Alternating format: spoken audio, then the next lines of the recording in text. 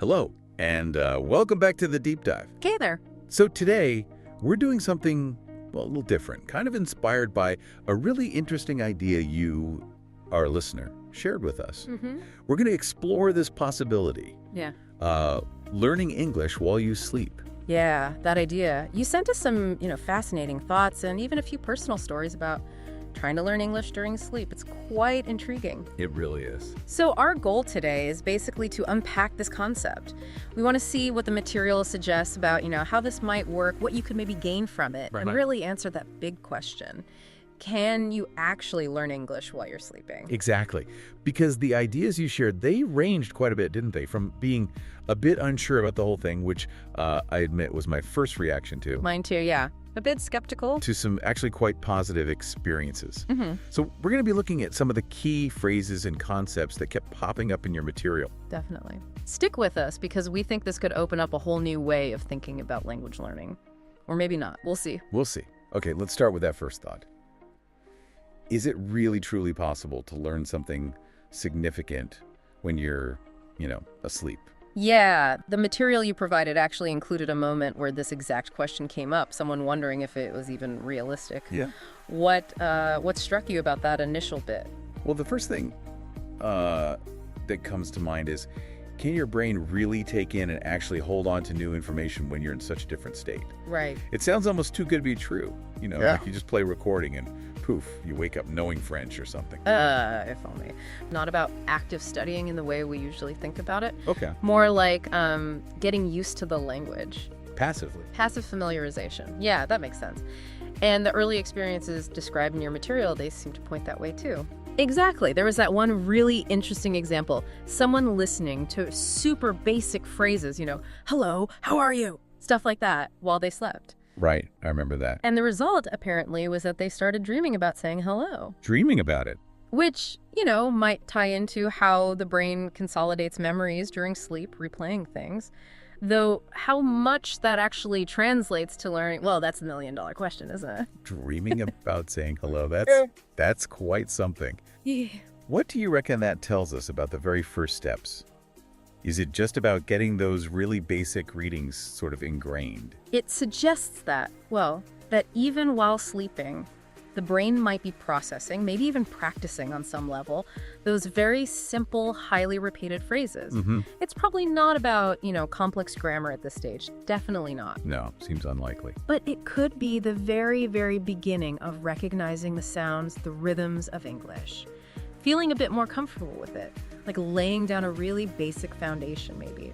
Okay, foundation. And from those almost fundamental phrases, the person in the example moved on to slightly more complex sentences. Things like, I'd like some water, or where's the bus stop? Yeah.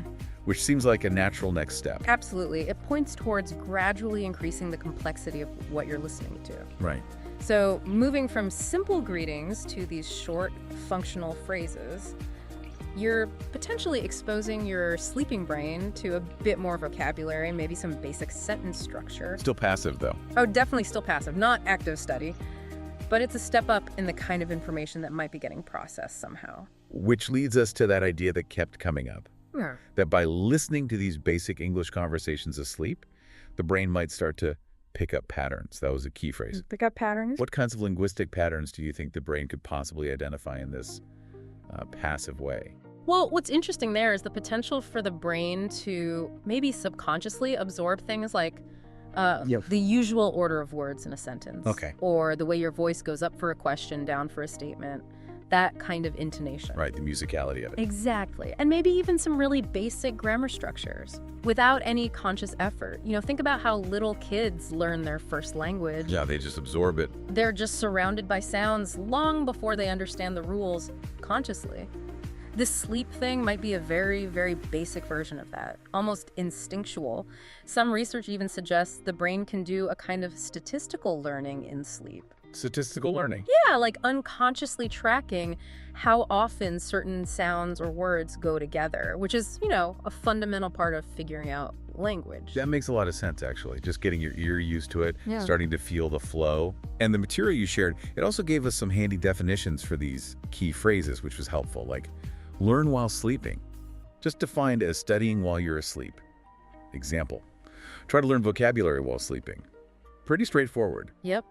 And simple phrases described as easy, common sentences like thank you or what's your name. The example was start with simple phrases when learning English. Makes it concrete. And another big one was remember better, meaning just keeping something in your mind more easily, illustrated by I remember words better if I hear them many times. A repetition. Repetition, yeah. That seems really key to this whole sleep learning idea, doesn't it? It's crucial for memory generally, right? Awake or asleep. The idea here is that by hearing stuff over and over, even if you're not consciously tuned in, Right. those words or phrases might become, I don't know, more easily accessible later when you are awake and trying to recall them, like priming the pump almost. Priming your brain. I like that. And then finally, we had pickup patterns, defined as naturally learning how something works, like grammar or conversational rhythm. The example. I picked up the past tense pattern by listening to stories. Right. And that points to that broader, more intuitive feel for the language. Yeah, not just memorizing rules. Exactly. Not about drilling conjugation tables in your sleep, probably. More about developing a kind of instinct for how the language fits together through just hearing it a lot. It's a more holistic way to think about it. Okay. Now, making more useful sentences. Yeah, building blocks. Like taking, I listen to English while sleeping, and adding, it helps me remember better, to make the whole sentence. I listen to English while sleeping. It helps me remember better. Why is that step, combining phrases, so important? Well, that's where those basic pieces start to actually do something useful for communication, right? By connecting simple phrases, you start making sentences that carry more complex meaning. It's a step towards building bigger thoughts and expressing them in English. And it helps you see how the bits work together. Exactly, how they fit in a larger context. It's moving from just words to actual communication. And then, going beyond just sticking basics together, the material also touched on boosting fluency by swapping out simple phrases for more natural-sounding ones. Right? Leveling up your language. Yeah, like instead of very tired, using exhausted, the example was, I'm exhausted. I stayed up all night listening to English, which sounds much more natural. It does. It's about moving past those basic building blocks to language that's a bit more nuanced, more sophisticated. Exhausted just has more punch, doesn't it? It's how a native speaker would likely say it if they were really tired. Definitely. And similarly, instead of it is good, the suggestion was it's super helpful. Yeah. As in, this method is super helpful for learning. Yeah. It's a bit more personality, maybe, enthusiasm. That's it. It's about expressing your thoughts and feelings more naturally, more engagingly. Super helpful. Just conveys more feeling than plain old good. And the last one was swapping I learn slowly for I'm getting the hang of it. Ah, I like that one. Yeah, example. Uh-huh. I play English at night and I'm getting the hang of it. It shows you're making progress, feeling more comfortable. Precisely. It communicates that sense of gradual improvement, growing confidence, which is so important when you're learning a language, right? It keeps you going. And it's just more idiomatic, more encouraging. Okay, so pulling all this together, the material actually gave some practical steps for you, the listener. The main idea seemed to be try making a short playlist. English dialogues, vocabulary, whatever. Play it before you sleep or maybe while you sleep. Yeah. And just try for a week or so. Yeah, a very concrete, easy-to-try suggestion. It's basically encouraging you to experiment, isn't it? See if you notice any difference, even a tiny one. Right. And starting with a short playlist makes it feel less daunting, like a manageable little experiment. And it even suggested maybe keeping track. Did you find some words easier to remember? Did you feel more comfortable with certain phrases? It's all about your own personal journey with it. Exactly. Because language learning is so individual, what works wonders for one person might do nothing for someone else. So this kind of self-experiment lets you figure out if there's any potential benefit for your specific learning style. So, okay, let's try and wrap this up. What does this whole deep dive into your shared material tell us about this idea, learning English while you sleep? Well, it feels like the general takeaway, at least from what we looked at, is, well, it's probably not a magic bullet, right? It's not going to make you fluent overnight. Definitely not. Let's be realistic. But it could be a useful extra tool, something to support your main learning efforts. That seems like a really good summary. The material suggests it might help reinforce vocabulary you're already working on, help you get more familiar with basic phrases, the sound, the flow of the language, and maybe, just maybe, start building a kind of subconscious feel for English patterns. Familiarity and foundation building. Yeah, exactly. Laying some groundwork. And the key tips seem to be Mhm. start simple, Definitely. gradually add complexity if it feels right, focus on repetition to help things stick. Repetition, yeah. And maybe the biggest thing is just seeing it as a way to build your confidence and just get more comfortable with hearing English sounds. Absolutely. It's pretty low pressure, right? Yeah. Just letting the sounds wash over you while you rest. If it boosts your confidence even a little bit by making English feel less foreign, that's a win. So the material really encourages you, the listener, to give this a shot. What stands out to you as the most interesting or maybe potentially useful part of this whole approach for your own learning?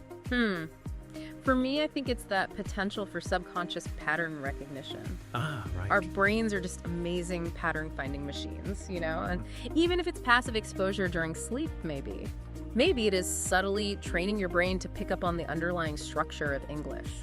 That's the most intriguing part for me. That is pretty cool to think about. This whole deep dive raises a bigger question, doesn't it? For anyone learning a language, What's that? how do we best combine these sorts of passive methods, like maybe sleep learning, with the active stuff?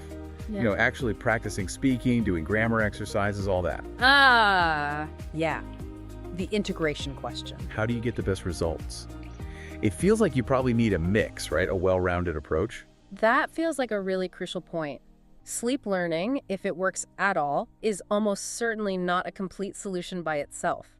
No way. Its real power, if it has any, is probably in how it works with your active study. Reinforcing things, maybe making the language feel more familiar, creating a more immersive environment overall. Right. So for your own further exploration, maybe think about what kind of English content would be best for you to listen to overnight. Good question. Would it be vocabulary lists? Simple conversations? Maybe those graded readers or stories for beginners? And how would you even track if it's doing anything? Yeah.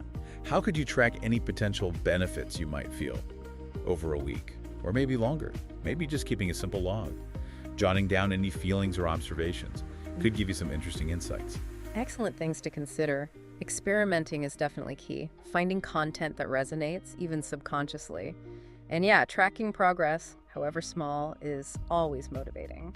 Well, thank you for sharing this really fascinating topic with us. We hope this deep dive has given you some valuable insights, or at least some food for thought, about the interesting possibility of learning English while you sleep. It certainly gave us plenty to think about. Definitely thought-provoking.